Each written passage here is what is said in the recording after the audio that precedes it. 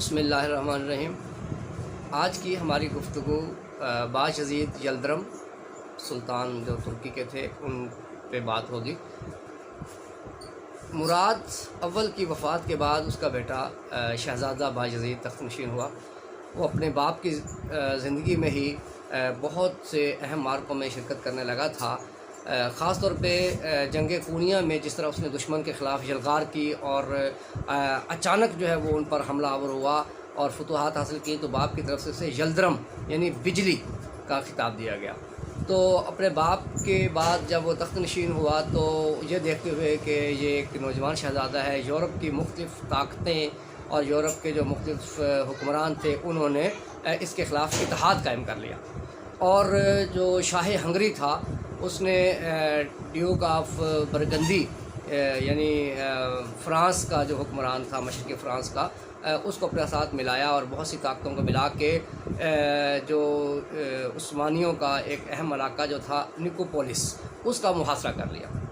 تو 11 ستمبر 1396 کو پورا جو ہے وہ نکوپولس پر انہوں نے یلغار کر دی۔ سلطان باجزید فوراً وہاں پر پہنچا اور اس نے جو ہے وہ ان کی یورپ کی متحدہ افواج کو نکوپولس کے مقام پر شکست دوچار کیا اور اپنی طاقت جو ہے وہ وہاں پہ اس علاقے میں قائم کر لی۔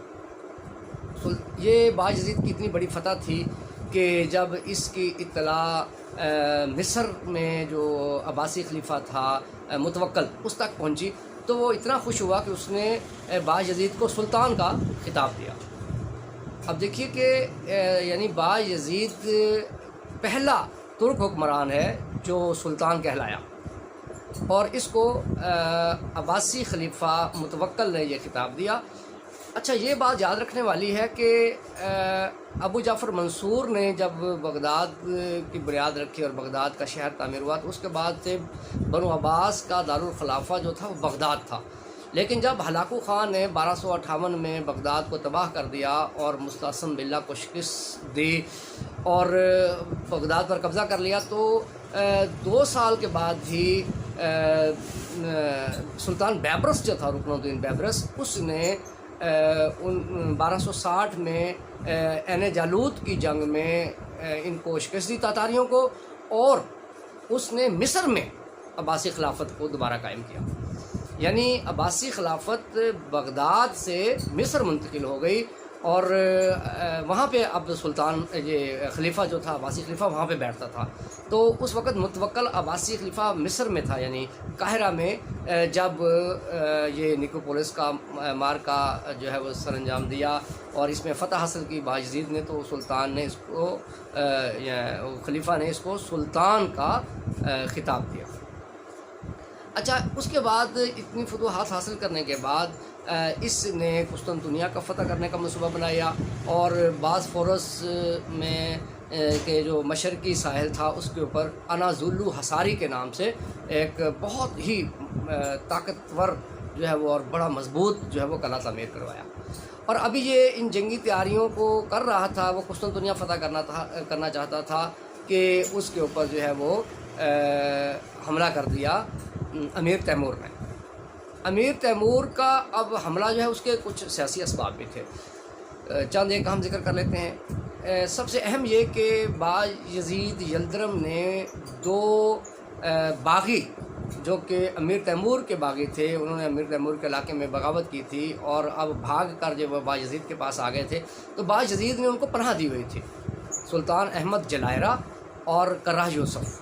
تو یہ 2 لوگ تھے، باغی تھے۔ امیر تیمور نے باجزید یلدرم کو خط لکھا کہ آپ کے پاس میرے 2 باغی ہیں، انہیں میرے حوالے کریں، لیکن باجزید نے کہا کہ یہ چونکہ میرے حلیف ہیں، میرا ان کے ساتھ معاہدے ہیں اور یہ اب سیاسی طور پہ میرے پاس انہوں نے پناہ لی ہوئی ہے، تو میں اسے ان دونوں کو آپ کے حوالے نہیں کروں گا۔ تو یہ اصل میں بنیاد بنی امیر تیمور کے حملے کی۔ تو امیر تیمور جو ہے وہ اس نے باجزید یلدرم کو اس بات کا سبق سکھانے کے لیے کہ اس نے میرے باغیوں کو پناہ کیوں دی ہے، اس نے باجزید کا ایک اہم علاقہ جو تھا سیواس، اس پر حملہ کر دیا۔ سیواس میں اس کے قلعے کے اوپر یعنی حملہ کر دیا، جو اس نے جو ہے وہاں پہ جو سواس میں اس کا قلعہ تھا، وہاں پہ اس کا بیٹا باجدید یلدرم کا بیٹا ارطغرل جو ہے وہ وہاں پہ موجود تھا، دفاع کر رہا تھا، لیکن وہ دفاع نہ کر سکا اور اس جنگ میں وہ اس کی شہادت ہو گئی۔ اور جب باجدید کو پتہ چلا کہ سواس پہ جو ہے وہ اس نے قبضہ کر لیا ہے امیر تیمور نے، تو وہ اپنی فوجیں لے کر سواس پہنچ گیا۔ لیکن باجدید جب سواس پہنچا تو اس سے پہلے ہی امیر تیمور وہاں سے نکل چکا تھا۔ اس نے امیر تیمور کا پیچھا کرنا شروع کیا اور دونوں فوجیں انگورا کے مقام پر اکٹھی ہو گئی۔ انگورا کے مقام پر 1402 میں یہ دونوں فوجیں آمنے سامنے ہوئیں اور امیر تیمور اور باجدید یلدرم کی فوجوں کے درمیان شدید قسم کی لڑائی ہوئی، جس میں باجدید یلدرم کو شکست ہوئی۔ باجدید یلدرم کا ایک بیٹا مصطفیٰ اس جنگ میں شہید ہوا اور ایک بیٹا جو تھا موسیٰ وہ اپنے باپ باجدید کے ساتھ ہی گرفتار ہو گیا۔ تو باجدید یلدرم بھی اور اس کا ایک بیٹا موسیٰ بھی امیر تیمور کے ہاتھوں گرفتار ہوئے۔ امیر تیمور نے اسے باجدید کو ایک پنجرے میں بند کر دیا۔ یہ ایک یعنی تضحیک تھی، تو قفس تضحیک کو وہ جگہ جگہ لیے پھرتا تھا۔ باجدید اتنا بڑا سلطان تھا، وہ اس تضحیک کو برداشت نہ کر سکا اور اس قید میں 8 مہینے رہنے کے بعد وفات پا گیا۔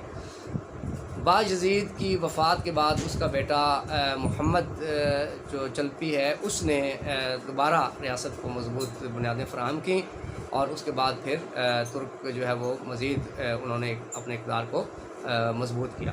تو آج کے ہمارے اس گفتگو میں ہم نے باجدید یلدرم کے حوالے سے کچھ بات کی ہے۔ امید ہے یہ آج کی گفتگو بھی ہماری معلوماتی رہی ہوگی، تو دعا میں یاد رکھیے گا۔ السلام علیکم ورحمۃ اللہ وبرکاتہ۔